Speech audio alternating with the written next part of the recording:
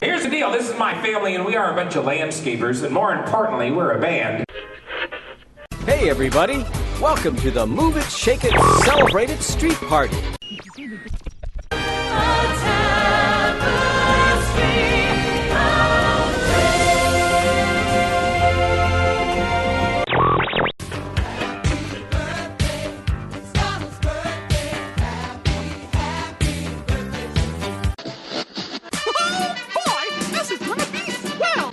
WDW Radio, your information station. Hello, my friend, and welcome to the WDW Radio Show, your Walt Disney World information station.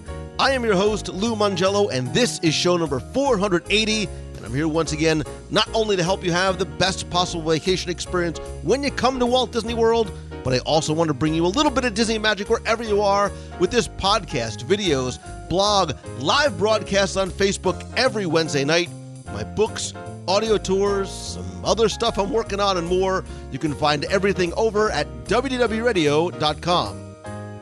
Walt Disney World has always been known as the vacation kingdom of the world, and with so much to do beyond the attractions, it's a place to visit and revisit over and over again. But this week, we're going to explore things you can do beyond the parks, and think of them maybe as top 10 add-on experiences in Walt Disney World, things that will truly plus your vacation experience. I'll then have the answer to our last Walt Disney World trivia question of the week, and pose a new challenge for your chance to win a Disney Prize package. Then stay tuned to the end of the show. I'll have more information about upcoming WDW Radio Meets of the Months, events, my Momentum Weekend Workshop this fall in Walt Disney World, and how you can get a discount, and more. So sit back, relax, and enjoy this week's episode of the WDW Radio Show.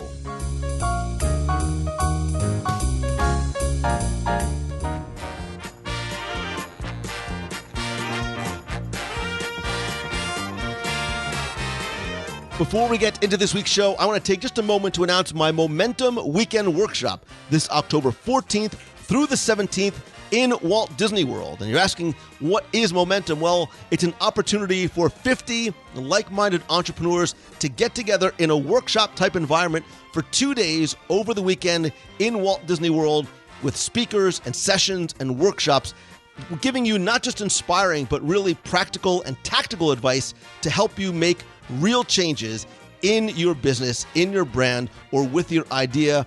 If you want more, we have an optional 10-day only mastermind group. Monday is sold out. I've added a Tuesday mastermind where we don't just get together and you have time sort of in the hot seat to talk about your business and your brand and your challenges and your problems and your goals, but we have people in the room to help you take real action on site. Everything from auditing your site to helping with graphics, plugins, marketing, ideation, brainstorming, podcasting, video, anything else that you need. But more importantly, this weekend is about creating real change, relationships, networking with people who understand where you are, can help you in your business, and having ongoing accountability even after it's over in our private Facebook group. For more information, go visit LouMongello.com, click on the Momentum Workshop link. You will find out more. I have a video there explaining a little bit more about what it is. Stay tuned for more announcements about sessions and speakers. If you listened to last week, you know that Duncan Wardle, former Vice President of Innovation and Creativity for the entire Walt Disney Company, is our first announced speaker. He brings his 30 years at Disney to help you create and ideate and innovate. And don't forget, too, that it's in Walt Disney World. We're right across the street from Disney Springs at the Wyndham. There's lots of things that we can do and eat even after the event is over and keep some of those conversations and networking going. And again, don't forget, you also get lifetime access and ongoing support through our community. Early bird pricing, actually super early bird pricing, the lowest possible discounted ticket ends Tuesday, April 11th. After that, the price does start to go up. The workshop is about half sold out. The first Mastermind Monday is sold out. The second Tuesday has a few spots left. Again, visit LouMongello.com. And if you have any questions, please feel free to email me or message me on Facebook. And I hope to see you at Momentum this October.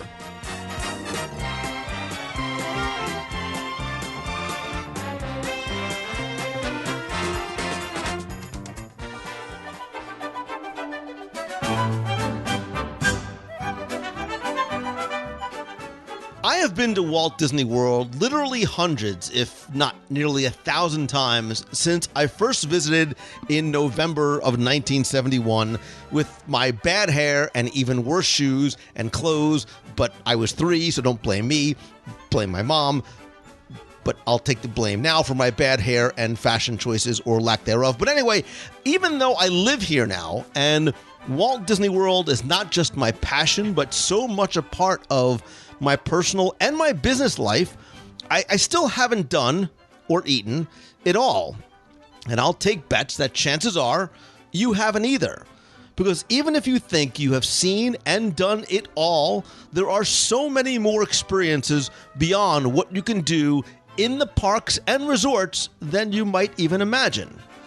Walt Disney World has always been known as the vacation kingdom of the world, and Disney's endeavored since the very beginning to really ensure that Walt Disney World was going to be a place that you would visit and revisit for years to come, and due to the blessing of size and water and land, they can offer more here than they ever could or ever will be able to out in Disneyland. So this week, we're going to explore things you can do beyond the parks. Think of them as the top 10 add-on experiences in Walt Disney World. Things that will truly plus your vacation experience. And joining me is a man who for years has helped me plus your vacation. This is where Tim gets scared. But what? He has also been a true plus to my personal and business journey. He is, of course, Little Timmy Bananas Foster from CelebrationsPress.com. Welcome back, my friend.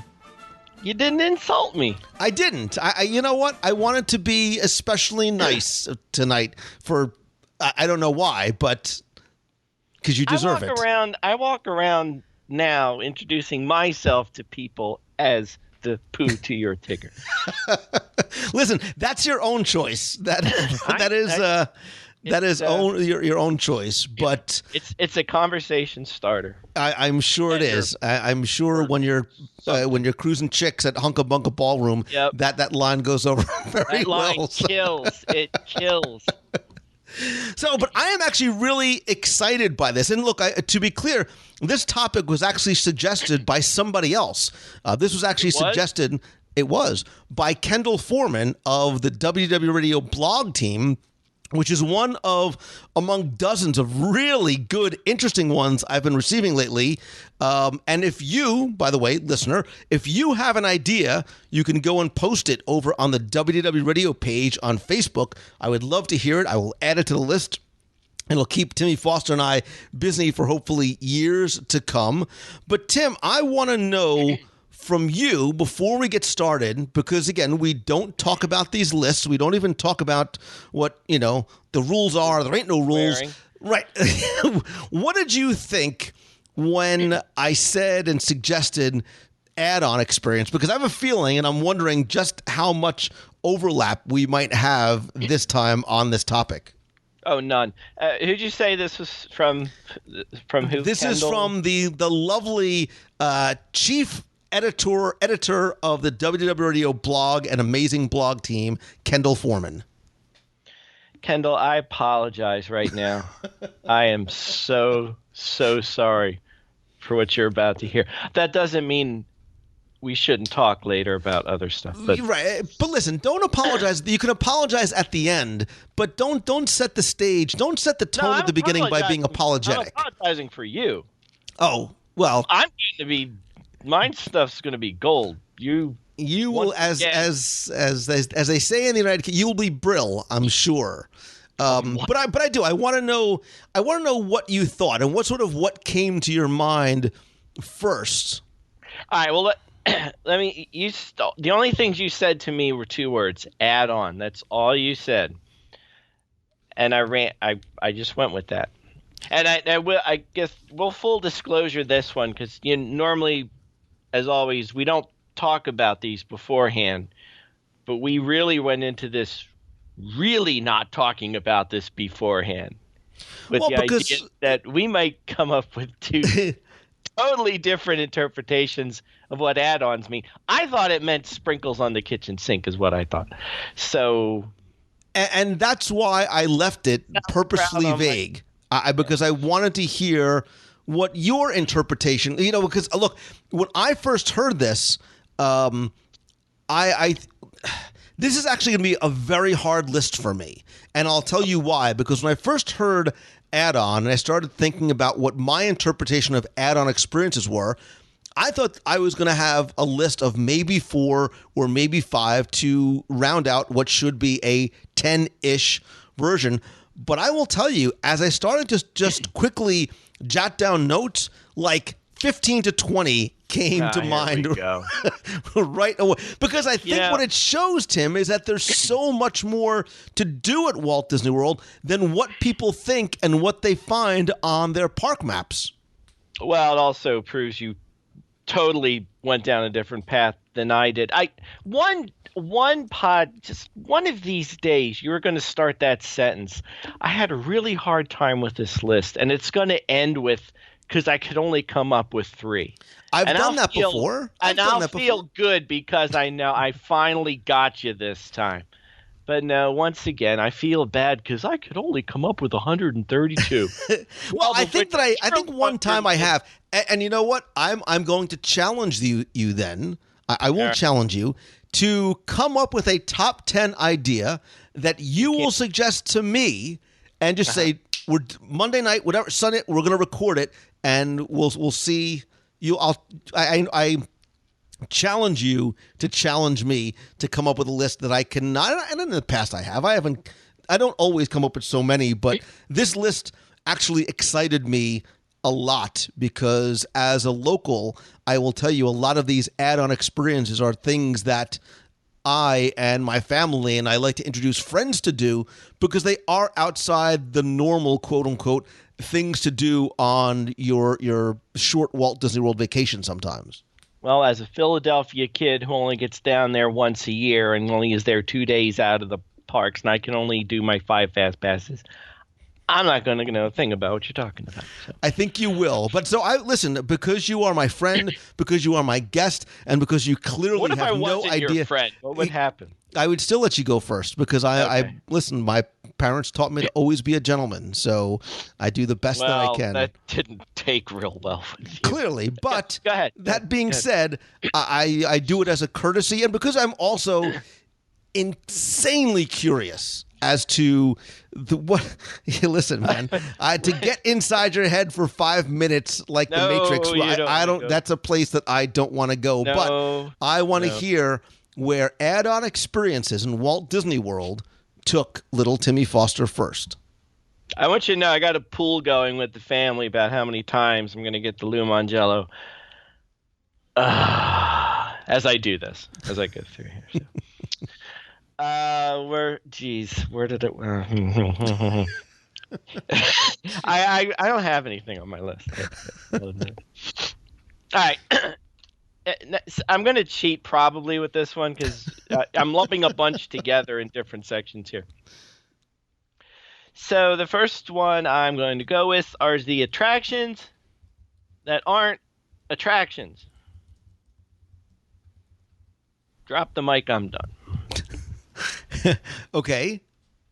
All right. Now, it was funny that as we went through this as I went through this list, I did realize we've talked about a lot of these before in different circumstances. And this first one we've talked about many times. And what I mean by attractions that aren't attractions are things that we all love, associate with Walt Disney World, can't imagine visiting without it, but it's not on the attraction map. It's not on the Fast Pass list. I'm talking about taking that ride on the monorail, taking the ride on the launch boats, taking the ride on the friendship boats at World Showcase, and not forgetting that they're attractions unto themselves, and we love them so much. And it's funny because we've talked about this so many times. I feel like I'm repeating something I've said a zillion times, and I really don't think I can go forever and ever because I've said so much about it before, as you have. But that was the first thing when we've mentioned add-ons because I'm thinking this is the itinerary of what I'm doing today. This is my list of fast passes. This is the rides. But these are the quote-unquote attractions that you do, but you don't think of. And yeah, there you go. And a sunset cruise on the Grand Floridian launch with the fireworks high with your best friend. So wait a minute. I want to just, if I was to sort of, there's nothing outline this. So your first one is what exactly? Take a ride on the monorail. That's it. Well, listen, I'm happy you said that because what I've realized is that there will be zero overlap between our lists. And if I do have any overlap, might get more in there. But okay. Well, you're warming up. That was just sort of that was your sort of first volley, just to sort of get the ball rolling. Yeah. Okay. But that falls in this category. This ill-defined category, right? Sure. All right. So I will tell you, when I heard add-on experiences, I thought about things that I would do beyond. Look, the average, the typical day is you're staying at a Walt Disney World resort. You get to the parks. You do all the things on the map and on your spreadsheet.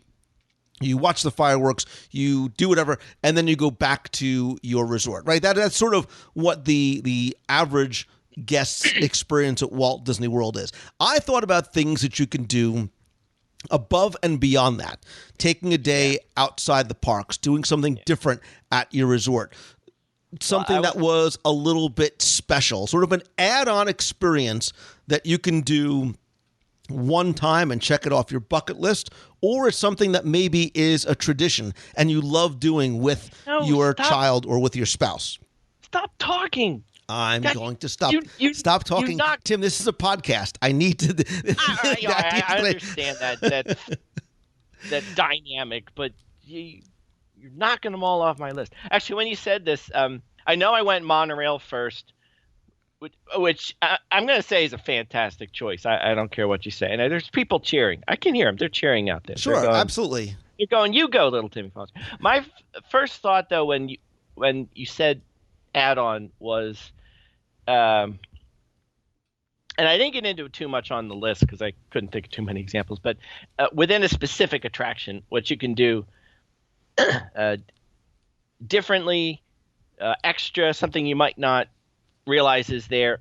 Like I was thinking more specific to an attraction and add on to, fill in the blank, and whether it be, and I'll get into, I have some ideas along those lines, but then I started realizing you were going to probably talk about,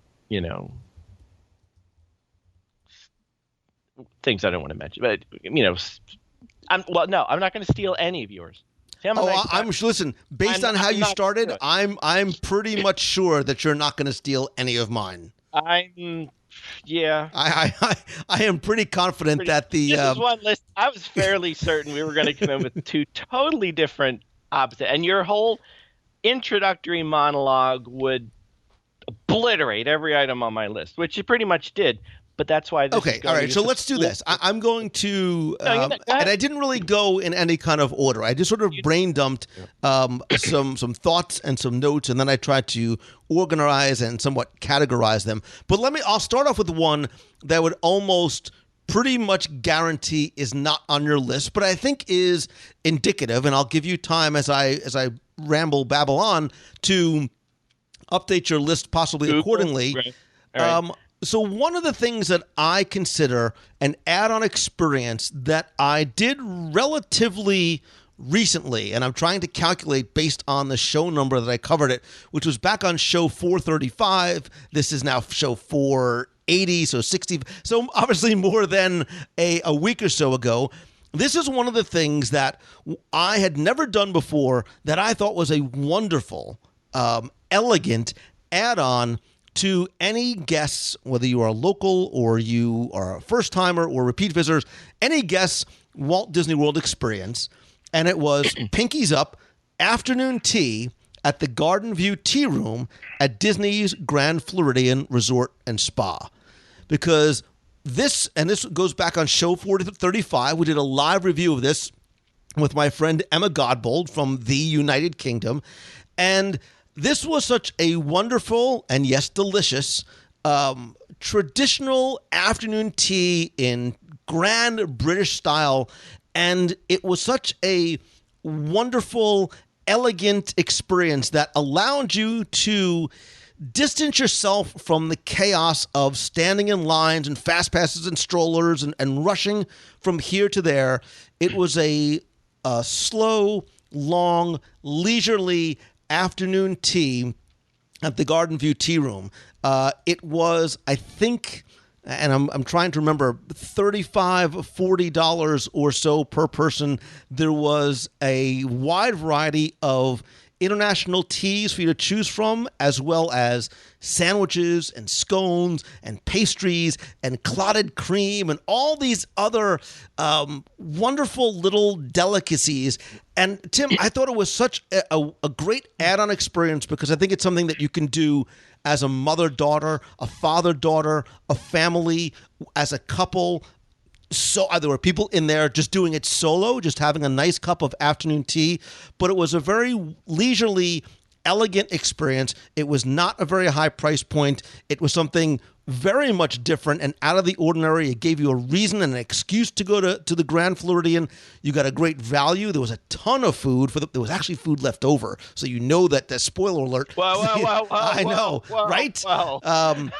But it was one of my favorite experiences, sort of add-on experiences that I ever did in Walt Disney World. So afternoon tea at Disney's Grand Floridian, go back to show 435. We live reviewed it back then, is one of my favorite add-on experiences at Walt Disney World. It sounds like a great place for a guy to take his best buddy. Or I could even take you next time you come down. You softball, man. Sorry. You know what, Timmy Foster? I will take you to afternoon tea. You and I. No, you won't. Put on your Sunday clothes. There's lots of world out there. And we will start our journey at afternoon tea. Is that a song or something? I almost broke out in song. Do it. I almost. Old theater. I was a theater major when I started in college. But I wouldn't know it because you always pull this. You go, I was about to break out in song, but he didn't. I may or may not have performed in Hello, Dolly. But anyway, go ahead. All right. That was good. That was not on my list, but... And that's why I did that first. I know. Actually, I thought you were going to the Bibbidi Bobbidi Boutique for a brief second there, which I will pay for if you do that. I've been to the Bibbidi Bobbidi Boutique. You yourself. I have been there. I brought my daughter. I mean, I brought my daughter to the. I want you to be. All right. I want you to be Jasmine. That's been my fantasy for years now. But you need to move forward quickly and get out of this. Let's see. All right. How about play some games? That's my next one. Okay. So, particularly at the Magic Kingdom and Epcot, and I feel we've talked about these before. Now, I can't say I've personally done any of these, so I should take my own advice. But beyond the attractions and the shows and the parades and the fireworks and all the wonderful things you can see, both of these parks in particular, for a while now, but some of these are more recent, have introduced these interactive card games, more or less, scavenger hunt games. Which you might, if you're not really up on everything that's going on at Walt Disney World and Magic Kingdom, you might not be aware that it's a thing. And you may be wondering why people are staring at some strange corner of a building, and what's that funny noise that I just heard over on the other side of the Mitsukushi department store, that sort of thing. But there are several games that you can play, and while they're geared towards kids, it's I haven't done. You and I should try just by ourselves, just to go see how much fun it is. But it is a fun thing. You have Sorcerers of Magic Kingdom, the Phineas and Ferb Agent P's World Showcase Adventure, which Kim Possible prefaced that. Never played that one either. And then you have the Pirates adventures in the Treasures of the Seven Seas in Adventureland. And again, they're not something you would fast forward, get your itinerary for, not necessarily know they're there, but they're a lot of fun to do. Even if I haven't done one personally, but I've been with people who've done it and just see people who are doing it, see how much fun they're having. It's a great way for the kids to get into the trip, especially at Epcot and especially around World Showcase, where much like KidCot does, it lets the children get immersed into all the wonder of World Showcase and not just be dragged from pavilion to pavilion. It's something they can do and participate in. And it's a lot of fun. It takes a long time to do. There's lots of components to it, finding things, collecting things, scavenger hunts, all kinds of fun components to it. But again, it's above and beyond the norm that you might experience on your regular everyday family trip there. And if you have time, take a shot. Have some fun. And you and I should go on one together, even though you've probably done them all and you know where everything is. It doesn't matter. I would do it again because I would do it with you. And that's where all... That's the fun part. That's where all the fun really comes in. And I think they're great. And again, in seeing them, they're a great way to experience the parks in a different way, which we've talked about a lot.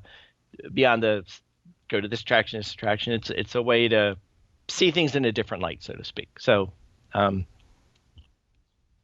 there you go. So yeah, I'm gonna move relatively quickly and.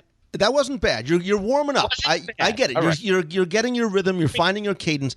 I'm going to, again, I'm sort of changing the order that I was going to do these because I want, as you start to find your rhythm, I don't want to potentially take anything away. But these are also things, Tim, when I think about top 10 add-on experiences, I think these are at least things that somebody sort of needs to try at least once. I think some of these, like the next one, is almost a little bit of a rite of passage, for lack of a better word. And I'm going to make this next one actually a little bit of an option for you, because I think what you need to do is take in at least one of the Fort Wilderness nighttime entertainment and dining shows. Obviously, I mean the Hoop-de-Doo musical review and or Mickey's Backyard Barbecue. Now, I haven't done the Backyard Barbecue in eons, but Hoop-de-Doo, as fun and corny and campy as it is, I find myself probably going, even as a local now, once a year, whether it's with friends or family who are coming or just because I really like the fried chicken and cornbread. Did I mention it's unlimited? Mm-hmm. I would invite you, listener, to go and listen to show number 376, which gives you the history of the Hoop-de-Doo musical review, and show number 362, where we talk about everything you need to know about Disney's Fort Wilderness Resort. We talk about the show a lot, but I also want to give you an alternative. If you've done Hoop-de-Doo before, and you're not, or maybe you've this high-spirited hootenanny is not necessarily in your wheelhouse, I give you an alternative, which is Mickey's Backyard Barbecue Dinner Show, which is at the Outdoor Pavilion at Fort Wilderness. Now, this is a seasonal thing. It runs usually March through December because it actually does get a little cold sometimes in January and February. And by cold, I mean like 65 degrees. This is a dinner show, but unlike Fort Wilderness, which is unlike Hoop-de-Doo, which is more of a scripted show and some interaction, there is a country western band. You can get up. There's line dancing. Some of the cowboys do rope tricks. It's very, very kid-friendly. You can also get up and dance with a lot of Disney characters. You can do there's two different types of seatings. There's a Category 1, Category 2. Category 2 is a little bit less expensive. It's about $62 for adults, and I think $35, $37 for kids. Category 1 is about $10, $15 more for adults and $10 more for kids. What this does is you actually get there an hour early, So you get early access to the pavilion. You get priority seating, which you get to closer to the stage and the experience. You get a special character greeting with Mickey and some of his friends. You also get, this is why for me, you get early access to the food and all the beverages and things like that. This is a lot of fun. Again, I'm going to come back to Fort Wilderness later on in my list. But if you haven't done both or haven't done either, I think Hoop-de-Doo and or Backyard Barbecue at Fort Wilderness is a must-do add-on experience for everybody at least once in Walt Disney World. You're going to take me, right? I will take you. If there are things on this list you haven't done before, Tim, I promise you that I will take you. I've got a feeling everything you're going to say I haven't done. I am sensing a trend on our two lists here, though. So, if you've caught on yet. So go ahead. Well, we'll see if you can figure this out. Okay. Sometimes need a little extra time. I'm trying to figure out where I'm going to go next to mine. Oh, I know where I'm going. Hey, since we're plugging shows and stuff. My next one is sort of along the same lines of playing the games that I mentioned, but these would be going on a scavenger hunt, but of your own making. Mm-hmm. And not the Sorcerers of Magic Kingdom, which is laid out for you and you have X to go and do whatever. But do your own scavenger hunts. And there's a lot of sources for this. You can do it many different ways. You can go on Hidden Mickey search, which is tons of fun, especially help with one of our favorite authors' books. Can I mention him? You can mention him. Lou Mongello? That's the one. It's to Steve Barrett. Oh, yeah, sorry. Of course, Steve Barrett in his wonderful books. And you can hunt for Hidden Mickeys. Take a walk down Main Street and look at the cast member windows. There's lots of online resources and books that list them all and tell you the stories behind them. Try and find one. Try and find My Brother's Window. It's not really my brother, but it's the same name. My mom loves that window. Where have I? And you can even make a game of making up your own scavenger hunts. Now, as long as we're plugging old shows and so forth, Mr. Mongello, I will say you could bring along your Celebrations collection of magazines and go to the mystery quests on the back page and find those mystery photos and those mystery symbols in each of the lands. Or if you happen to have an old copy of the Lost Journals that has a scavenger hunt for each land, but maybe, Lou Mongello, there's a new color edition in the future coming out sometime. Maybe? Could be. Stay tuned. But anyway, again, there's lots of resources to find these things, or even find them for yourself. Go through a place, see who can find, the hidden details that you don't notice, a reference to someone's name, a symbol, something like that. Even hidden Mickeys, hidden Donalds, hidden Goofies, anything you can find. One of my favorite things that we've done before, I believe you can still do this, Lou, but correct me if I'm wrong, in the Wilderness Lodge, is filled with hidden Mickeys, and you can get a guide that will walk you through getting all of them, which I believe you can still get. Lou, do you know about this? The Hidden Mickey... The Hidden Mickey's guide that you can ask for at the Wilderness Lodge desk. I believe it's still there. Still there, yes. I'm always wondering if they finally don't give it to you. But even if they don't, you could certainly find one online. And I remember doing that many times with our daughter when she was young. And just like Sorcerers of the Magic Kingdom is such a great way to see the Magic Kingdom in a whole new light, doing the Wilderness Lodge Hidden Mickey tour is a great way to see the lodge in a whole different way instead of just walking from the elevator to the door to the restaurant to your room. You get to actually explore it, learn some stuff along the way. And that's just one specific example, but you could do this in every park, hunt for anything you want. You make up your own games, like look for things with certain colors, certain names, certain words or whatever. But that's my next one. Make the add-on your own invention of a scavenger hunt of your own making. So I love that idea, and I am going to shamelessly plug, as a matter of fact, because I too I love scavenger hunts because I love having things to do while you're in the park.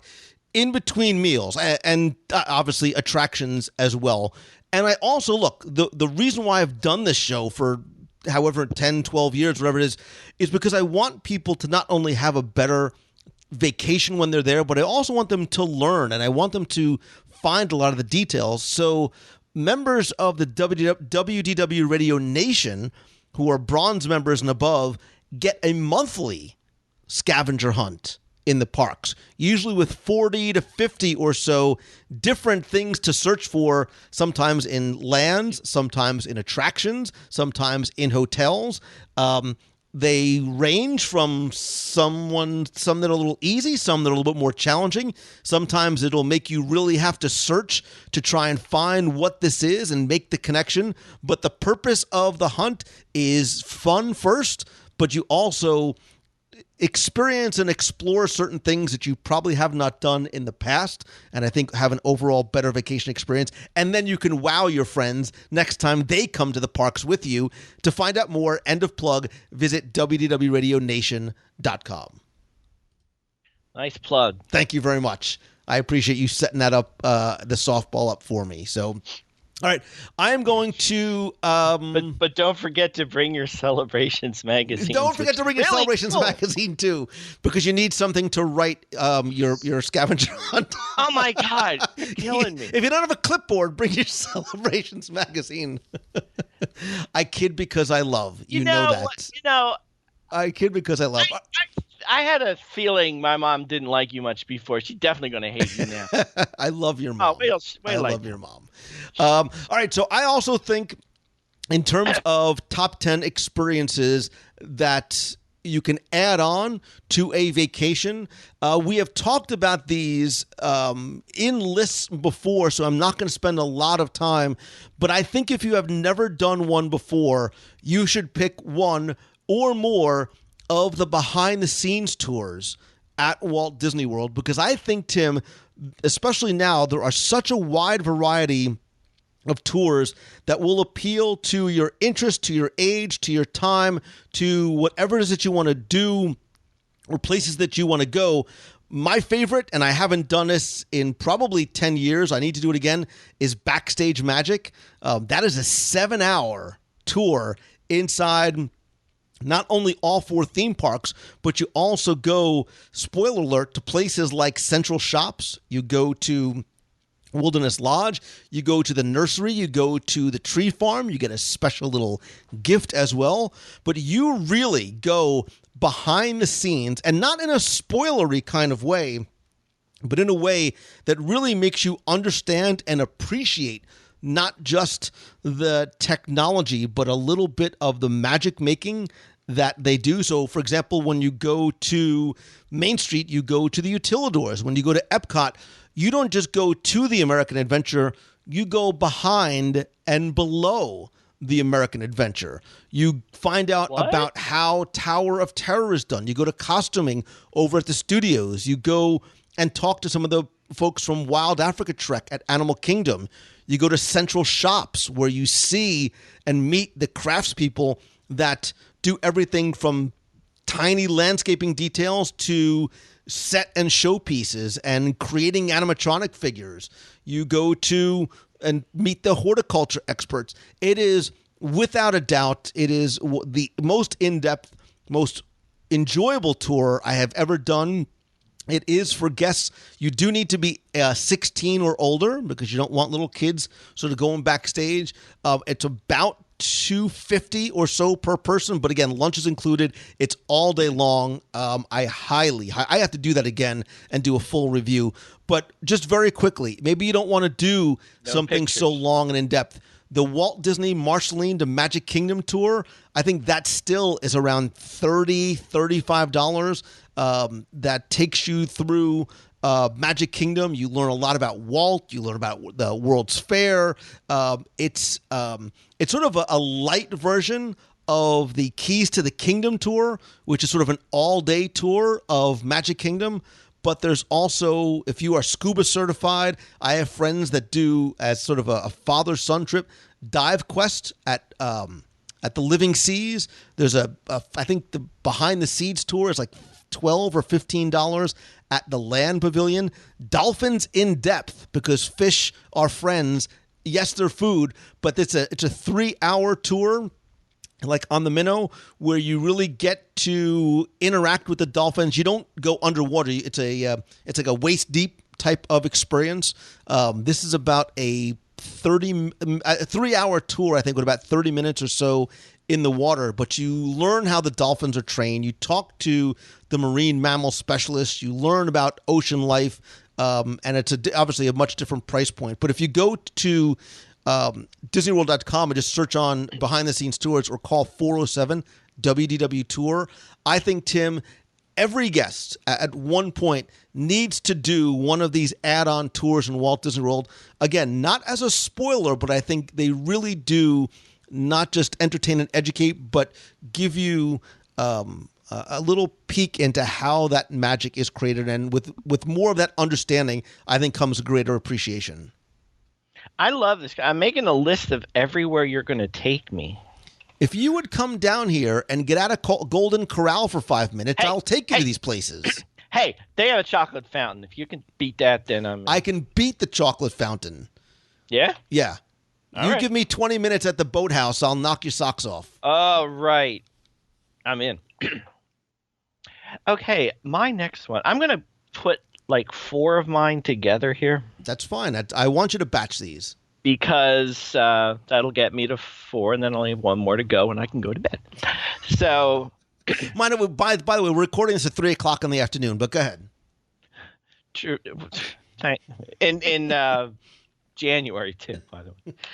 No, actually, I'm going to kind of put all these together. I was separating, but like I said earlier, when you first said add-on, I went right to attractions and what you can do at the attractions that are above and beyond what you normally would do. So I'm going to kind of put all these together. And starting with, don't forget the interactive cues at many of the headliner attractions. And a lot of they're all very interesting and very fun in their own different ways. Some of them, especially the one for like the Haunted Mansion, is so spectacular. Even compared to the attraction itself, it's might as well be, well, it is part of the attraction. And the thing you have to remember, though, is if you are on the itinerary plan and trying to get all your fast passes, and then some of these interactive cues you will skip over if you take the fast pass route. So you want to keep that in mind. Haunted Mansion being one of them. If you want to get that fast pass lane, that's perfectly fine. But don't forget there is an interactive queue there. If you have time to come back later, go through it, experience it. And it's not only there. Soarin' has an interactive game you can follow along with. Peter Pan has a really new, well, not so new anymore, but a really dazzling interactive queue, as does Winnie the Pooh. A lot of the things in the Magic Kingdom now all have the interactive cues, and they're a lot of fun. Make sure you check them out. Along the same lines, we've talked about this a lot. The post shows in a lot of the attractions, especially at Epcot, don't skip over those either.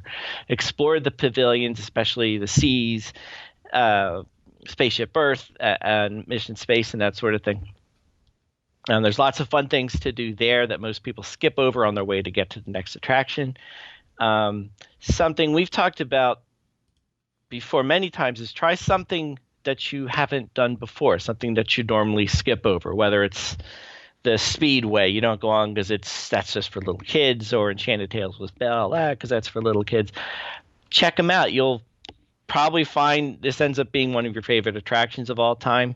Take in a show you might not ordinarily watch because you're trying to get to all the attractions, whether it's Festival of the Lion King or Finding Nemo or Beauty and the Beast.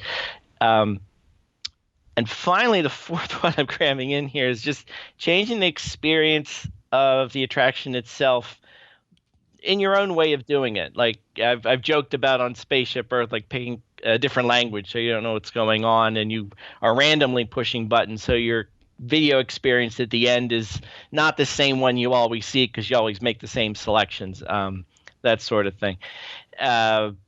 If you always ride in the front of the car, try riding in the back. Go at night. If you're always jungle cruising during the day, go at night. We've talked about that a million times. That's a great way to experience attraction in a whole new way. Even in mission space, I would say if you're a green team person, go on the orange team, whatever that scary one is. If that's not your bag and it's not mine, but at least be the captain instead of the engineer like I always am. Like, take a different seat, push different buttons, do something else, and maybe it won't crash the spaceship like I always do. But whenever you can, if you have an opportunity, if you're a frequent visitor and you're always doing the same thing, you always ride the same way, you always do the attractions in this order, change it up a little bit, do it different, and just a little change might make you see it in a whole different way. All right. There. All right, so I'm going to go in somewhat of a comment. You're just going to go on. I'm just not listen because I have a lot to cram in. So I'm less fluff, more stuff. That's the hashtag I'm going to use for this show. Less fluff, more stuff, because I do have a lot to get to. Because Tim, I a lot of the things on the list are things that I have personally done or still want to do, because I think a lot of guests and a lot of visitors may not know they even exist or that the opportunities are out there. So I, like you, am going to batch a number of them under a single umbrella, because I think you need to get on and or in the water. And back on show 331, I talked about some of the best ways to enjoy Disney on the water. And I think there's a lot more here than people might understand. One of the things that I have done, which I think is a great experience, especially if you want to do something special for Father's Day, you want to give something special to your husband, if your husband's not a Disney guy, he doesn't want to come here, but he loves fishing and boating, take him on a fishing excursion. And I'm going to link in the show notes to a lot of videos or shows that I reference. I did a video about some of the fishing excursions that you can do from some of the different resorts. You can take a fireworks cruise. A relatively new thing is to get in an amphicar or the Venezia. The Venezia is beautiful over at the boathouse. I've done them both. They are fun. I'm going to do something special with the Venezia soon. I have an idea. I've done the water. Well, I think they're now called water meese, or sea racers, the little 2-person boats. I'll post a video to that. I think they're called sea racers now. It's like a little mini speedboat that you can take out on Seven Seas Lagoon. You can do a Boston Whaler. You can do a pontoon boat. You can really live large like Timmy Foster and go out on the Grand One, which is a 52-foot Sea Ray bridge yacht with you and 18 friends. You could do private dining. There's butler service, obviously at additional costs. You can do surf lessons. I did this one too. What? I've done this back in 2005. Some folks on the blog asked readers to vote on an activity that I needed to try once at Walt Disney World. Surfing ran away. As much as I tried to pad the votes, surfing won handily. And on a very early July morning at 5:30 a.m., I arrived at Typhoon Lagoon as darkness blanketed the parking lot.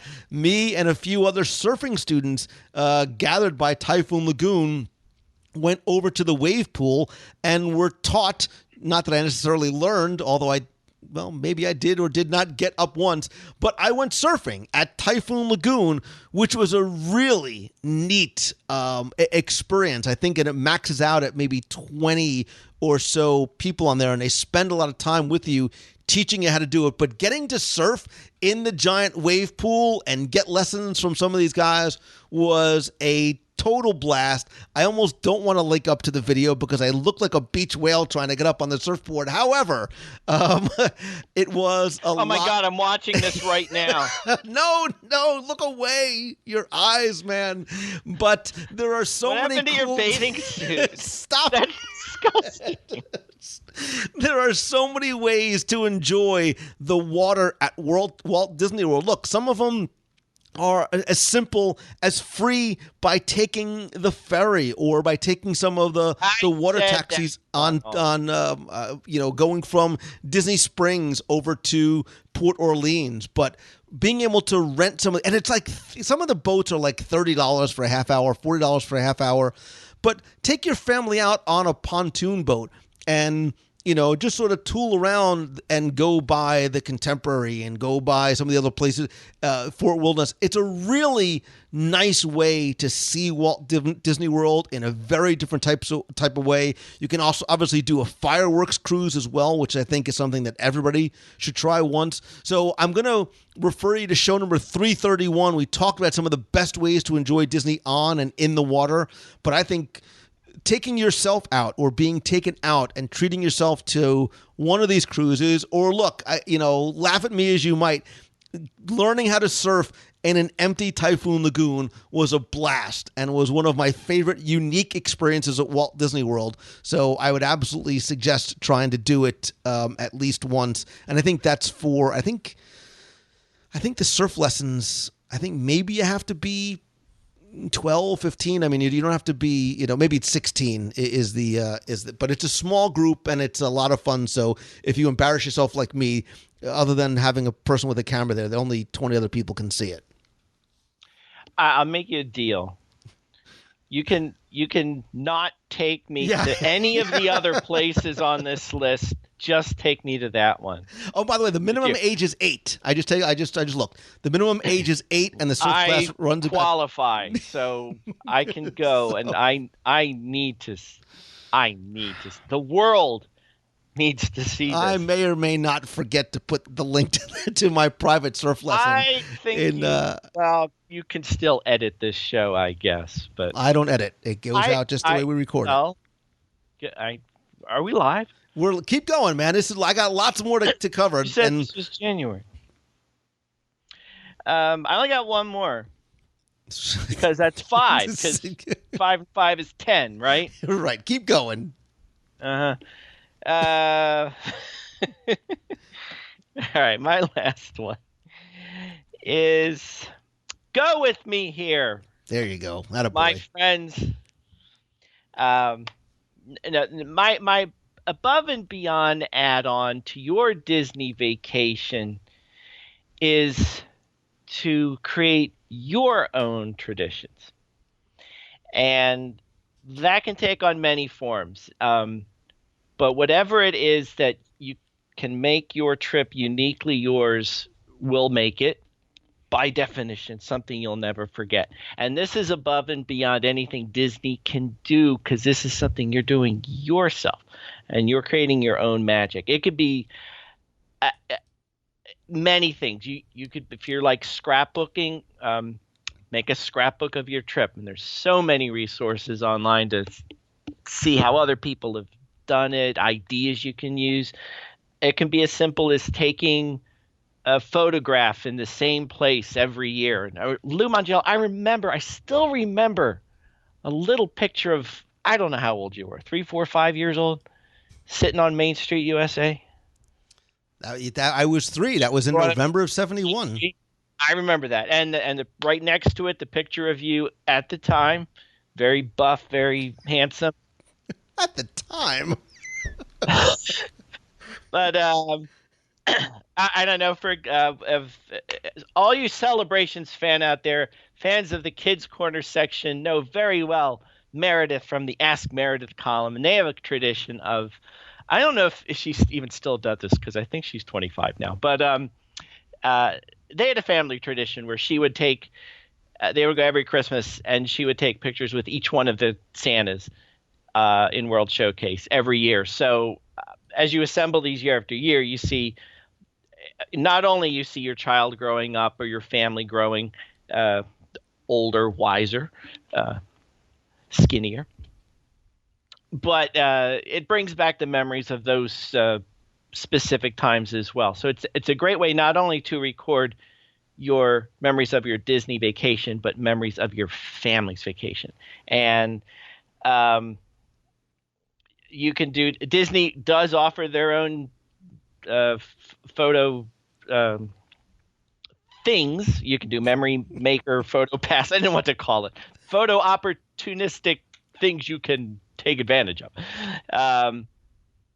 More so than were ever available before. So you can amend your own photos you're taking of yourself holding up Spaceship Earth, but get all those shots of you screaming down Splash Mountain and all those sorts of things.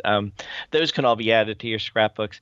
I can't see how you can possibly plug a show here. I know you will, but I'm going to plug the Guide to the Magic for Kids. Is a wonderful way to take memories of your family vacation, where you can record where you've been, where you ate, what you thought of everything, collect stickers, collect autographs, and everything like that. Any kind of journaling you can do while you're on your trip is also a great way to make remembrance of your trip. And all these things just are ways for your family to create your own special set of memories. And your traditions, again, they can range from scrapbooking to just taking a simple picture to anything you can imagine, as long as it's uniquely yours. And that will add on to your Disney vacation in a way that nobody else can do. That was wonderful, and I love it. And now I invite you to sit back. Don't plug. Sit back, relax as I go through the rest of my list. Have you caught on to what the difference is between our lists yet? I have. Okay. I do. I think we interpret it somewhat differently, which is fine. Which it gives a nice balance of different ways. So if you want to articulate for the listener the differences in our list, which is going to become, I think, even much more pronounced as I go through the rest of mine. Well, I think this is going to be funny because I think your answer is different from mine. Are we going to say that I was prepared and you weren't? No, that's always the case with these shows. That's nothing new. I kid you because I love you. No, you don't. Mine were free. And that's what I was saying was that yours and I do have some on here that are free. But I did, when I thought of add-on things, and some of them are free. I mean, some of them you can certainly make to be free, and one of them I'll certainly get into. But I also did want to. I should back off on that. They're free, but sort of. Guide to the Magic is $19.95 plus shipping. I just wanted to throw that out. So. Which is cheaper than going on the Grand One, but equally as enjoyable. Yes, How's and that? much more rewarding. All right, I will go through my list relatively quickly because there are a lot. Because I want this not to be super in depth, but as more of an introduction. So again, things to add on to your experience to make your Walt Disney World vacation more memorable, more magical, whatever it might be. I think you should treat yourself and or someone else with you to a spa day. I think going to and taking advantage of some of the spas at Walt Disney World is something that everybody should do once. The two sort of big spas is the Senses Spa over at the Disney's Grand Floridian Resort, where there's everything from aromatherapy and facials and massage and all the things and sort of the nails and body therapy and spa packages. The thing that maybe you, if you've been to that spa before, maybe you didn't know, because I think a lot of people don't go to these resorts, although you and I are fans of them. Over at the Walt Disney World Dolphin, the Mandara Spa is a beautiful, luxurious, incredibly well-themed spa and salon. It's sort of a Balinese-themed spa that if you've ever been there before, from the second you walk in, they have this meditation garden. They have a tea garden that you can get all these like wonderful little refreshments. And then when you get into the spa, they have almost these themed spa journeys, like an Asian journey. There's a Balinese massage. There's a coffee body polish. I've never done that before.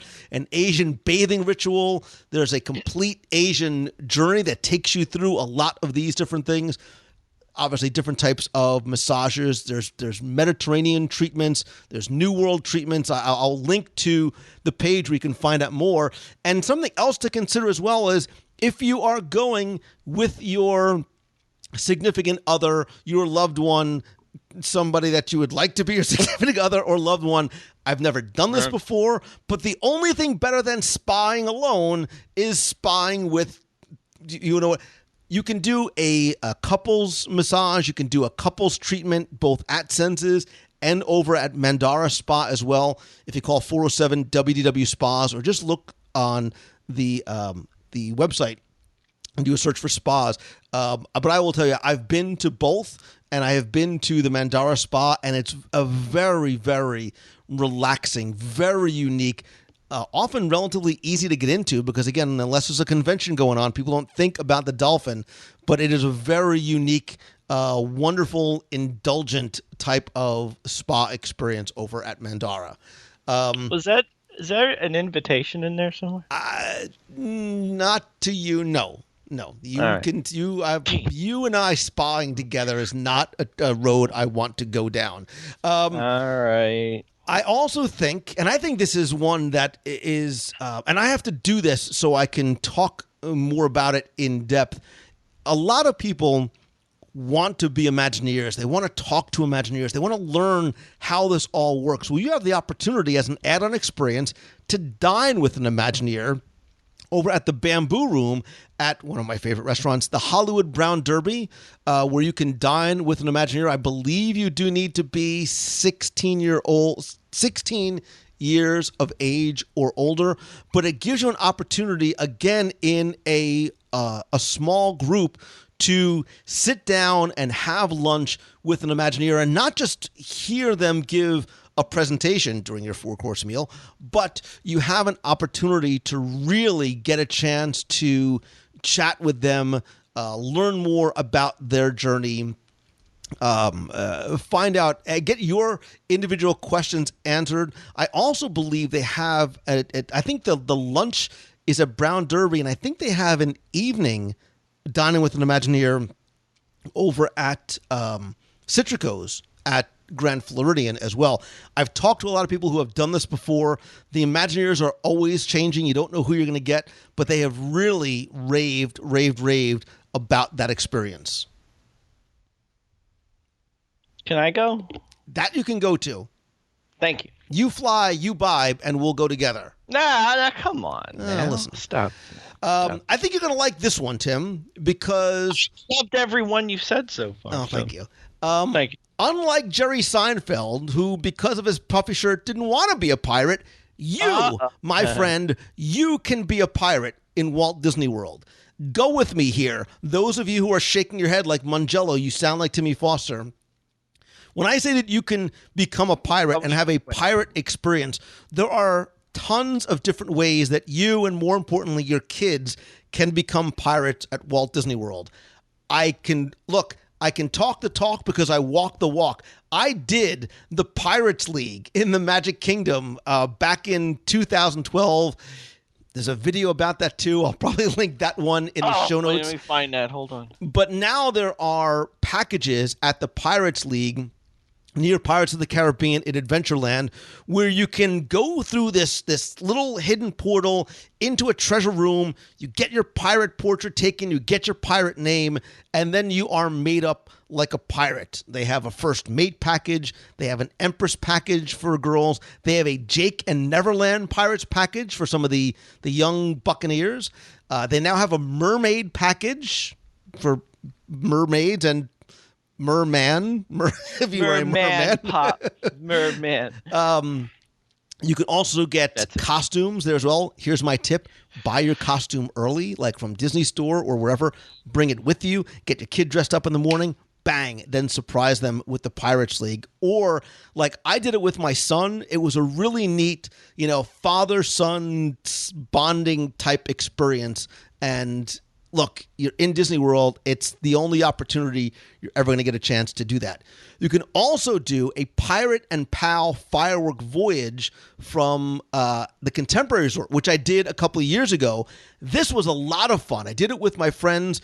You go before you depart. You have some pirate grub and grog or whatever they call it before you go out on the Seven Seas Lagoon. They play trivia games. There's songs. You can see wishes. You on the way back, your pirate host tells you all kinds of stories about Peter Pan. There's more trivia questions. There's prizes, and then you never know who you might meet. I think this runs about $65 for adults, about $40 for kids. And there's also pirate adventures for the kids to do on their own, these sort of grand pirate adventures. And there's 4 different ones. There's a pirate adventure from the Grand Floridian. There's an Islands of the Caribbean pirate cruise from Caribbean Beach. The Albatross Treasure Cruise from Yacht and Beach Club. And the Bayou Pirate Adventure as you sail down the Sassagoula from Port Orleans Riverside. These run about $35, $40. They're for kids ages 4 to 12.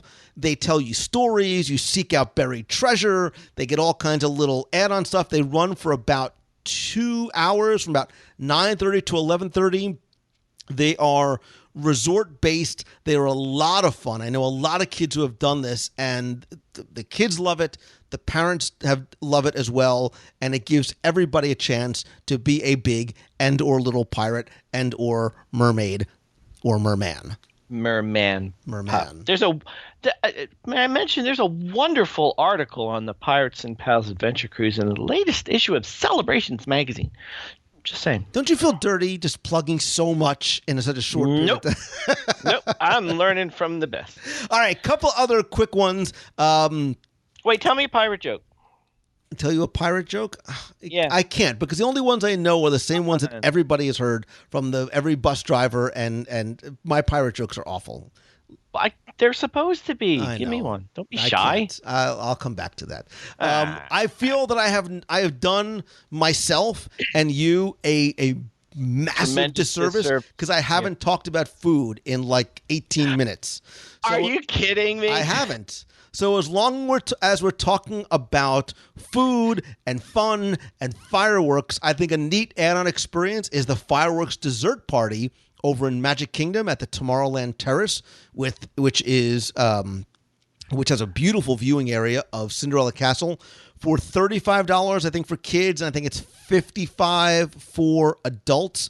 There are snacks and treats and desserts and buffet and beverages over in Tomorrowland. It is a nice little way to escape the crowds a little bit, get a little bit of a special sweet treat and a snack, and watch Wishes sort of from a unique vantage point and with snacks. Can't do better than that. And by the way, in the upcoming issue of... Stop it. Just stop. No, really. Fireworks Cruises isn't going to be in our next issue. If you have all these things in Celebrations magazine, how come none of them were on your list? I went for free. Moving on. Went for the sky's the limit. And food. And I didn't talk about food for a while. You broke a record tonight, my friend. I am going to also, and I'm going to take you back to a place that I really loved him. And like I said, back on show 362, I talked about a lot of the reasons why so many people, I think, that stay and play at Walt Disney World, even if you're staying on property, you often don't go and visit other resorts for one reason or another. I think Fort Wilderness is a destination in and of itself. And I think there are a lot of ways to look. I think going to explore the Tri-Circle D Ranch, which you can do for free. You can go explore for free. But right. We're talking about an add-on experience. I think what you really have an opportunity to do here are a lot of different other recreational activities over and above. And especially if you like horses or you've always wanted to ride a horse, they have everything from trail rides. I think you have to be 8 or 9 years old, which is a guided trail ride through sort of a very wooded area of the resort. There are hay rides that they do throughout the year, weather permitting, in the evenings. There are pony rides for little kids. There's a carriage ride. So again, you want to do it as, I've done it as a family. You can do it as a couple. It's about a half-hour ride through Fort Wilderness or Port Orleans. So you can fit 4 adults or 2 adults and maybe 3 smaller children, and they run from about 6 o'clock at night till about 9, 10 o'clock at night.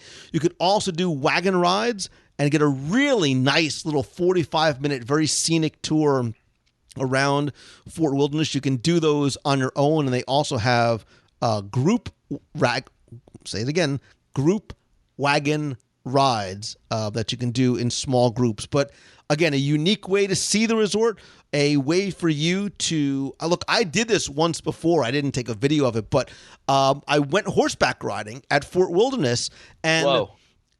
What's nice, Tim, is they have opportunities, whether you are a beginner or an expert, to ride a horse or learn how to ride, and I loved it. My only suggestion is I think it's best experienced in the spring or the fall when it's – I don't think the horseback riding in the middle of August at 12 noon is probably your ideal time of day and year to do it, but I have done – the horseback riding. I've done the hay rides. I've done the carriage rides. I used to love when they had the Legend of Sleepy Hollow carriage rides that I did once on Halloween, which was a ton of fun. I think they're bringing those back again this year. But horseback riding, carriage rides, pony rides, hay rides, trail rides, even just going to explore the ranch at Fort Wilderness is an add-on experience, I think. And the easiest way to get there, just take one of the ferries from Transportation and Ticket Center or Magic Kingdom. True. You've done none of those, have you? Now, you know what I've done? I've done the I'm not sure what the exact name is, the holiday carriage ride at Fort Wilderness, which I don't think you mentioned. I thought you were going to say that they made you get on one of those little hobby horses at Whispering Canyon and run around.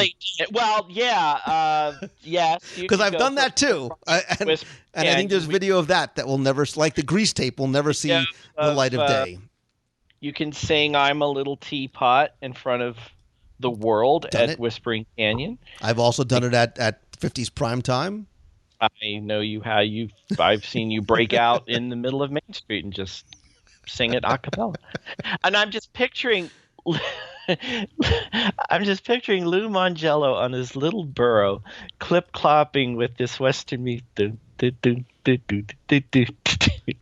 just have that vision. I'm going to mock that up because that needs to be seen, even if it never happened. All right, I want to share one more with you. One more-ish with you, because I've done this, and I've loved it, and I've done... Surrey bike rides around the boardwalk, you reminded me of that. All right, go ahead. Surrey bike rides. See, now, why didn't you add that to your list? I forgot about whatever.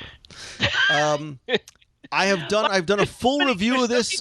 Haven't met. I thought of a million while you were talking about it, but that's why I did it the way I did it, because I was trying to give you time to think. But that's okay. Don't sweat it, Timmy Foster. Right. One of the things that I did, I think back in 2011 was the first time I did it when they first brought it on. And Tim, something I have come to love and recommend very highly is the Wild Africa Trek at Disney's Animal Kingdom. Back on show number 206, I did a review of this 3-hour, incredibly immersive tour. And yes, there's food there as well. It runs about $189 to $240, depending on the time of year. But I will tell you, this is, if you love Kilimanjaro safaris, if you love animals, this is a guided expedition, for lack of a better word, that is not just you getting into an open air vehicle and being taken through. You walk and wander through and up and over the savannas. You not only learn a lot, but you get to cross a rope bridge. You ride in a very different type of vehicle and get much closer to the giraffes and the crocodiles and the hippos and whatnot. And then you also get an opportunity to experience the savannah from a vantage point that guests who just take the safari do not get to do. And yes, there's gourmet food, African-inspired treats at the end as well. But I loved it so much, I've done it 2 or 3 times so far, and I really, really like and recommend Wild Africa Trek very, very, very highly. I can't wait for you to take me on that one. I'm also going to link in the show notes, not just to my review, but one of our bloggers, Kristen Furman-Simmons, does a really nice article giving you 8 reasons why you need to do the Wild Africa Trek. She did as well, separate and apart from me, and I won't spoil it for you, but she really goes through some very compelling reasons why you need to go and do Wild Africa Trek, and I will link that up in the show notes. All right. I know we're going long, Tim, and the reason why it went long... Wait, you have something else? I had one more. Oh, okay. I'll make this real quick. Please do. This real quick. Hold on. I got tangled up here. This is special occasions. If you have one, celebrate it. This could be a great add-on to your trip, whether it's most likely it's your birthday, but it could be anything. You got married, you're proposing, it's an anniversary, it's a family reunion. Most people surely know about the buttons and the normal things you can do, but if you ask when you're making your reservations, ask the cast member on the phone, ask your travel agent, tell them what you have going on, and ask, what else can we do? And you'll be surprised. There are so many above and beyond things that you don't even think are possible or that are even on the menu, so to speak, that Disney offers you. If you're proposing, instead of just doing it in front of the castle, which is wonderful, like everybody else, if you arrange ahead of time, you can arrange a private dining session with glass slippers delivered to the table and all sorts of stuff. So if you have a special occasion that you're celebrating with your family, and you want to make it above and beyond and an add-on to all the wonderfulness that you're going to experience, ask about it when you're making your reservations with whoever you're making them through, and they might be able to add a little or a lot of extra magic that you didn't even know was possible. So that was my one. I like it. Yes. Something you said reminded me of that. So I thought. Well, look, and the reason why this went long, and the reason why I wanted to do this is, look, we only covered 10, 12, 15, however many we did. But as I was doing my research just to see, I came across at least 50 or so different types of add-on experiences. And what I like about these, Tim, is, look, they all offer a different entry point into doing something different. So if you are a foodie, you can learn how to do cake decorating at the patisserie in Disney Springs. You can dine with an animal specialist. You can dine with an Imagineer. You can do a special chef's wine tasting dinner at Flying Fish. You can do a Highway in the Sky dine-around experience near Magic Kingdom. You can do the Senses of Africa at Animal Kingdom Lodge. If you're a dessert guy or gal, there's Fairy Tale Wishes, a sparkling dessert party, Tiana's Riverboat Party, Celebration at the Top. There's at least 25 different add-on experiences that are food related, and I'm waving my hands excitedly like I need to do any and all of these. If you are an animal or a nature lover, you can dine with an animal specialist. You can do an evening safari experience when you savor the savannah. You can do the Wanyama Safari over at Disney's Animal Kingdom. Look, if you are staying at Disney's Animal Kingdom Lodge, you need to be staying at the lodge or the villas, you can do a night safari that is exclusive to guests who are staying there. I think it's $60, $70. They go out in an open air vehicle. They give you the night vision goggles. That is a really, really neat way to see not just the animals, but sort of a peek at the inner workings of the hotels. What happens after the sun goes down out on the savannah?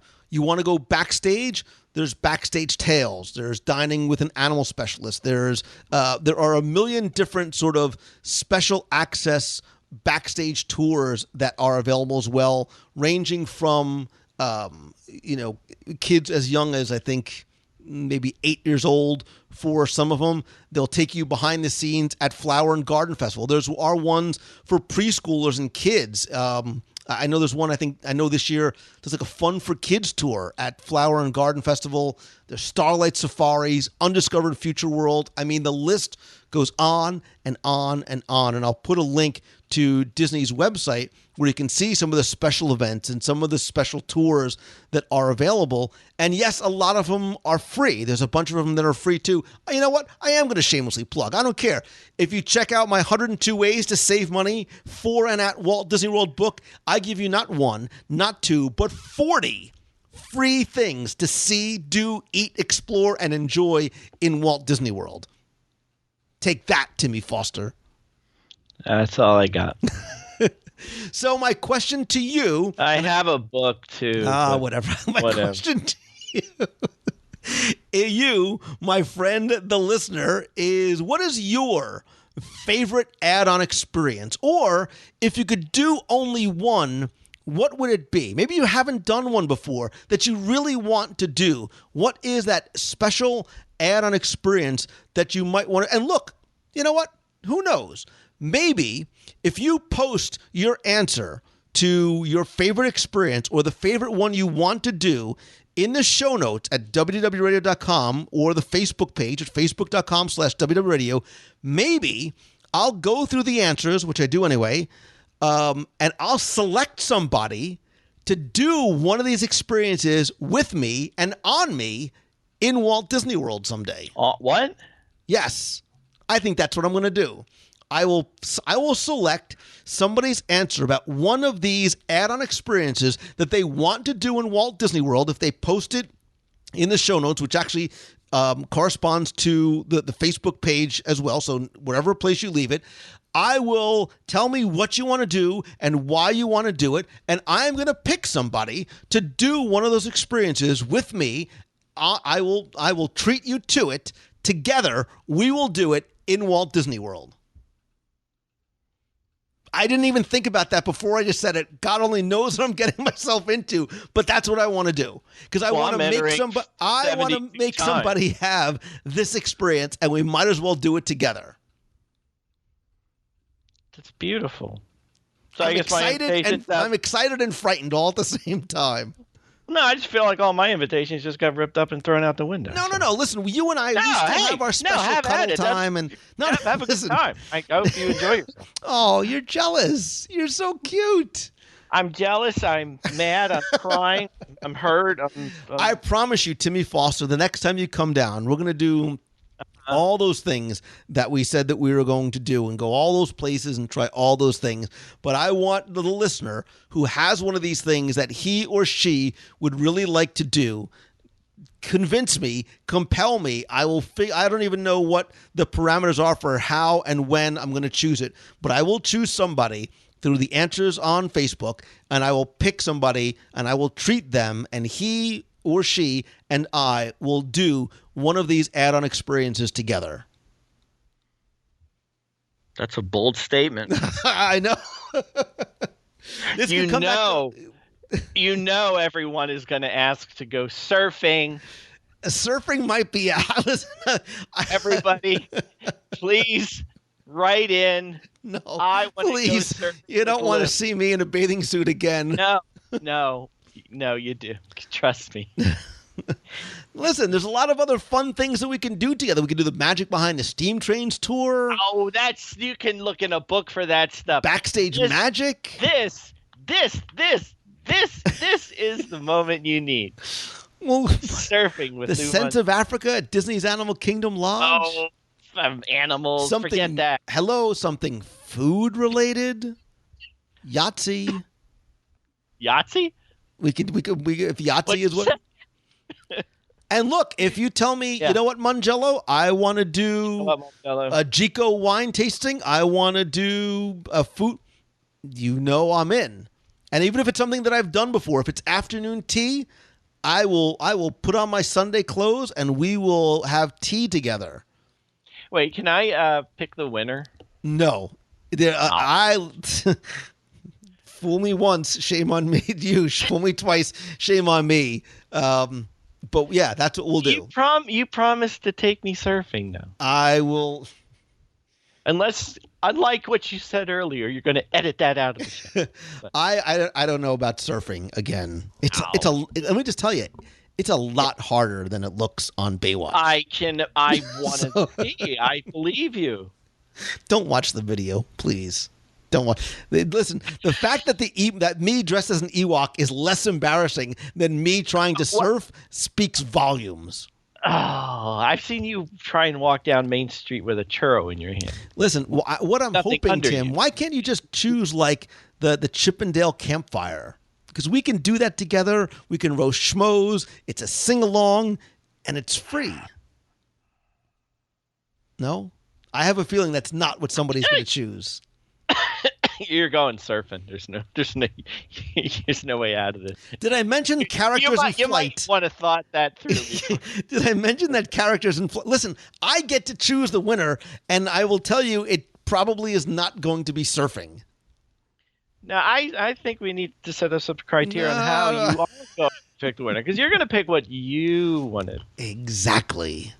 And I'm also going to compare based on how compelling the argument is as to why we should do it together and what this person wants to do. Because I live in Kansas. I lived in Kansas my whole life. Tear at my heartstrings. I don't know what water looks like. Just for once, I want to feel the salt air in my face. Listen, I want to enjoy what it feels like to be an islander. I will never get to fastest way to lose heart is through his stomach. So. I'm going to get you a banana split when I'm done. No, because yeah. Well, I can't win anyway, so what's the point? You cannot win in general and this contest, but we will still do some of these things together. And I will also, of course, Timmy Foster, point everybody over to celebrationspress.com and all the goodness and the goodies that you've got going on over there. We have stuff too, you know. Wow, we have stuff too. Is that your tagline? Is that what you put on T-shirts? Celebrations Magazine. We've got stuff too. Stuff too. Now, can I tell you what's coming up? Our new issue's coming up. Actually, it's printing right now. But don't forget, we have Disney After Dark book, our Christmas book. When you say it's printing right now, like, do you have the little Canon inkjet inside? You're printing out issues as you speak? It's more of a colored pencil and color in the line kind of thing. Do you know that the first book I ever wrote, I literally printed out at home and spiral bound in my basement? I have a spiral machine in my basement. No, it was. I do. Do you know what it was called? Do you know what the first book that I ever published was? Yes. What? How to be a DJ. Yeah. Wow. It was the DJ handbook. Very good. See? Do you have a copy? You think? Oh, do I have a copy? It's right by my bed. Are you kidding me? I will never. That's why people need to see you surfing. Because you don't want to see me DJing, trust me. Oh, and you don't want to see me in the grease tape, and certainly not belting out show tunes when I was in Hello Dolly. Not only in the upcoming issue are we going to have features on the fireworks cruise and some other stuff that I can't remember, but there's going to be I feel a full pictorial of Lou surfing, Lou DJing, Lou swimming. I'm not sure. You listen, I still have my Cavariccis and my Michael Jackson jacket and my hypercolor T-shirt. Like, I'm ready to go for when those. Anybody know what my Capizios are? This one? No. All right, good. I'm ready. I'm good. I'm good to go. I feel this is going to be one of our most popular issues. Yeah, I have this. Well, listen, if anybody is still listening this far in, I'll be very curious to see as to what the answers are on Facebook in terms of add-on experiences that they would like to do together with me. And little Timmy Foster, thanks to so many people who have suggested some additional top 10 ideas, and I invite you, the listener, to submit yours as well. Facebook is a great place to do it, over at the Facebook page at facebook.com/WDW Radio. We have so much more to do and enjoy and eat and explore. And you know what? Look, at the end of the day, man, it's about having fun, and I love laughing with you, and we do. Hopefully there was some insightful information here as well, but it's always a lot of fun. That was a train wreck. Will you mention my website once? Fine. You know that I'm still recording. You don't have to say it's a train wreck now. You can wait until it's done at least. It's a glorious golden train. Celebrationspress.com. Hey, we have a Facebook page too, so send me all your I Love Lou stories there, and we'll print them for you. Timmy Foster, I love Timmy.com is will also redirect you. Don't go there, people. But yeah, so I want to hear, your top 10 suggestions as well. And if your top 10 suggestion is to stop doing top 10s, I would ask you to be nice. And Tim, as always, man, this is a lot of fun, and thank you so much. We'll do all this fun stuff together, and more top 10s to come in the very near future. Thanks, Lou. I'm going to bed.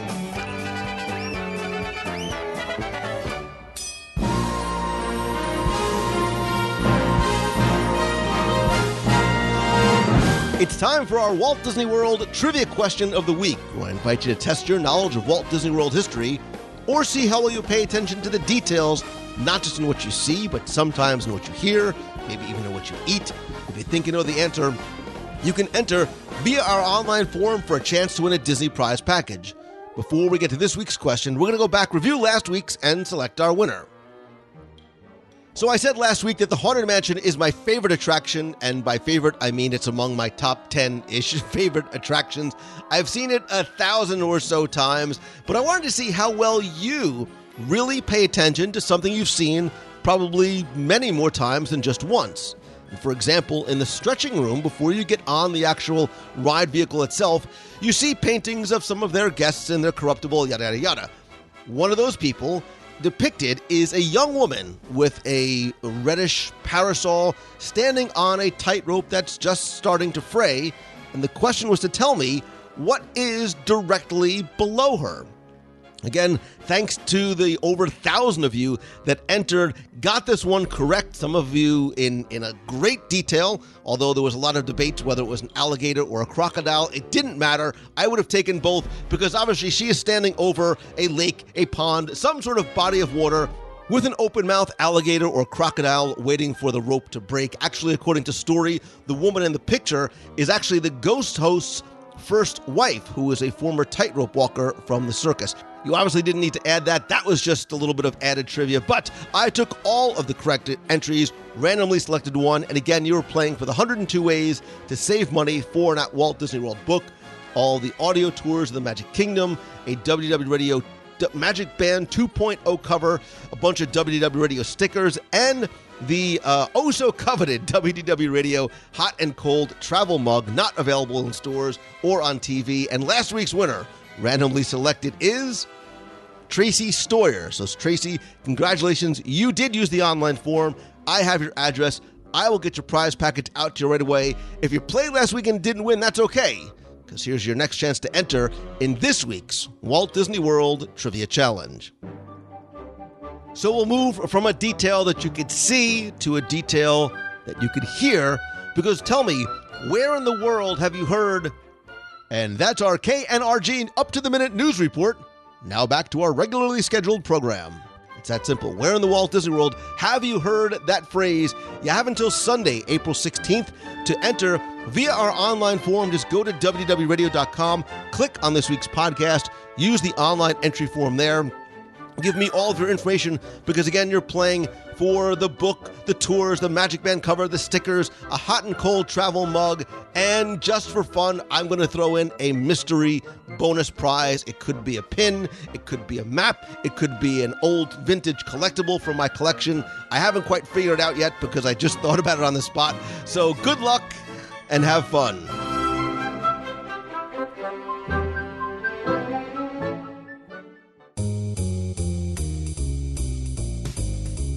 That's going to do it for this week's show. Thank you so much for taking the time to tune in this and every week. Just a couple of quick announcements. First off, starting with thanks, as always, to some of the new and longtime members of the WDW Radio Nation, including Avi Patil, Dane and Katie Polson, Beth Hauersberger, Erin Van Quill, Lisa Gilmore, Joe Yurchak, Michael Nip, and Gemma Graziano Serrano.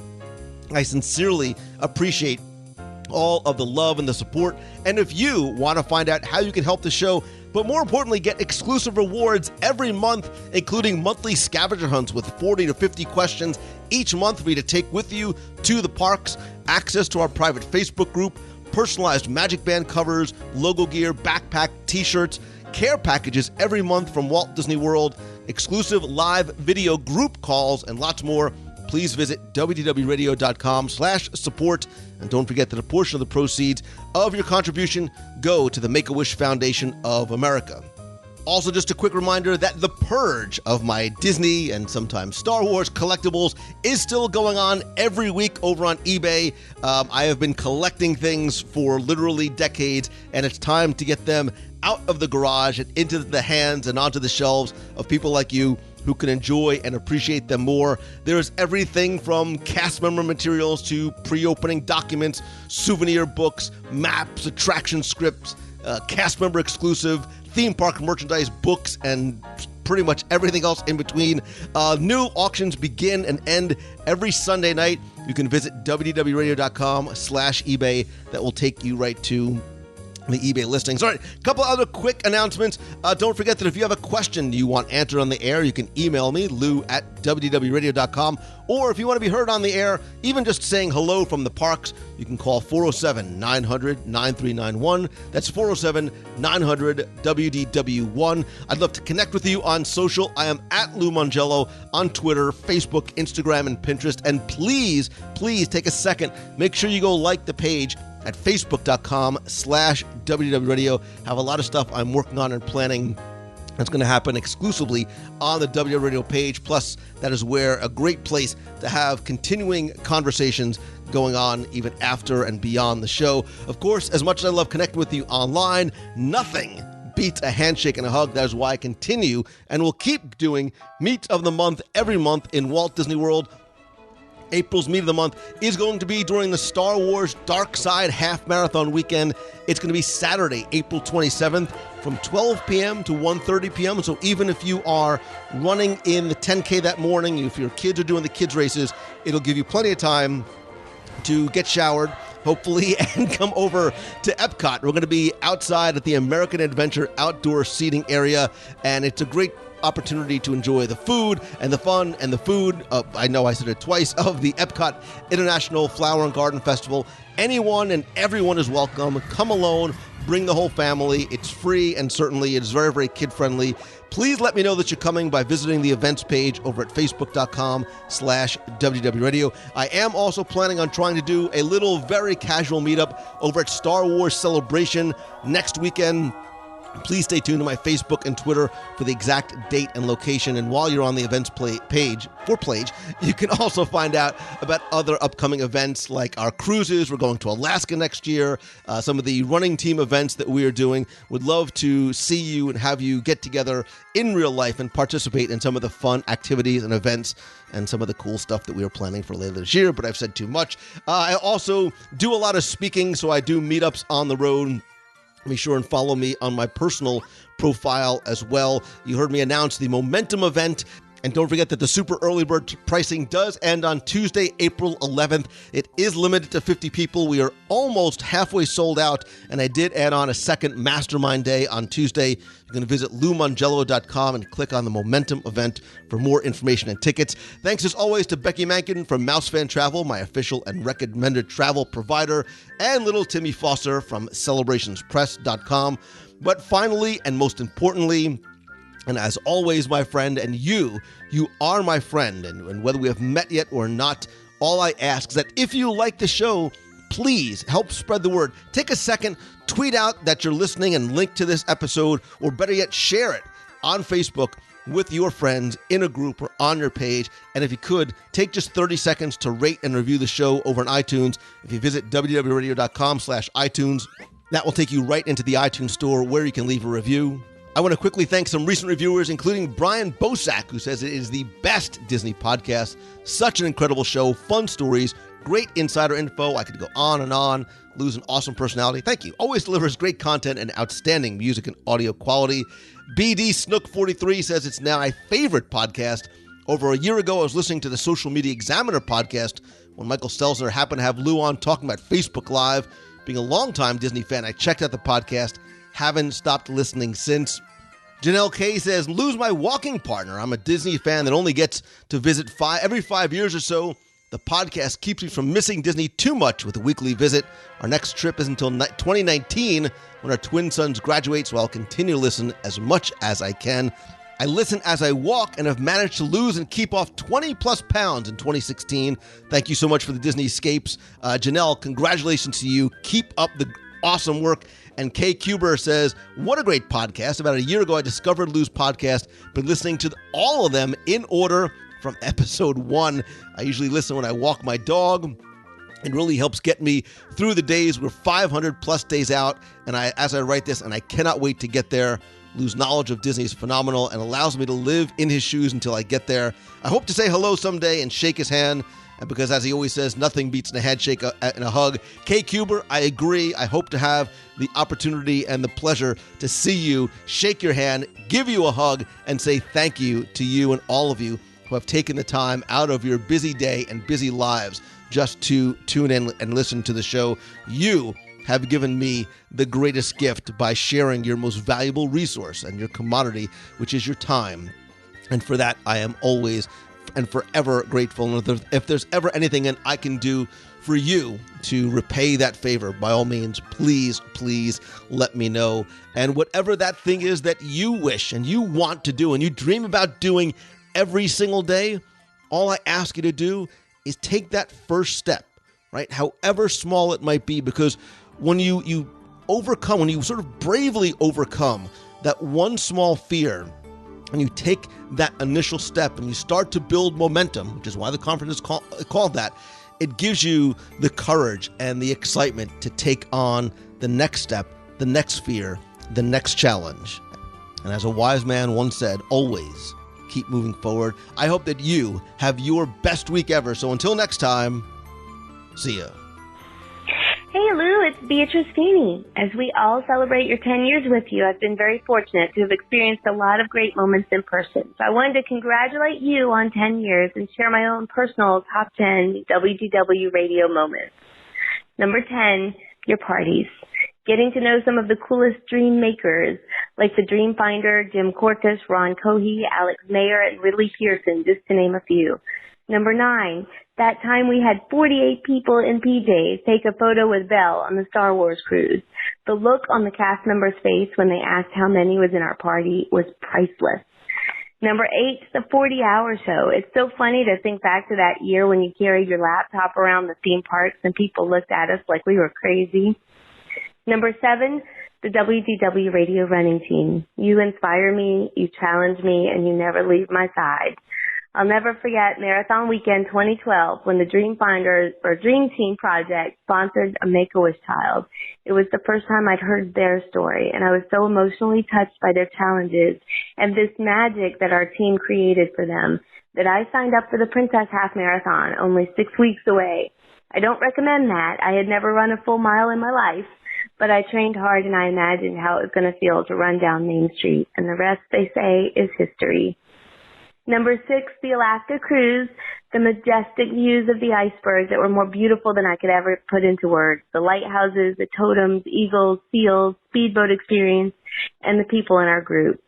Plus, Ron Cohey spending hours of his week creating a very special drawing for every single person in our group. I don't think any of us could have ever expected the time and effort he put into getting to know us and creating such a special souvenir. Number 5, the Ridley Pearson cruise. That was my first cruise ever. I would never have cruised, Lou, if it wasn't for you, because all 3 cruises I've traveled as a single person, but when you're with our group, you're never alone. And I really appreciate everybody for that, because trust me, I was on deck at 5 a.m. trying to get some coffee in my PJs without my hair fixed and makeup. And someone said, "Hi, Beatrice Feeney." So believe me, you're never alone on these cruises.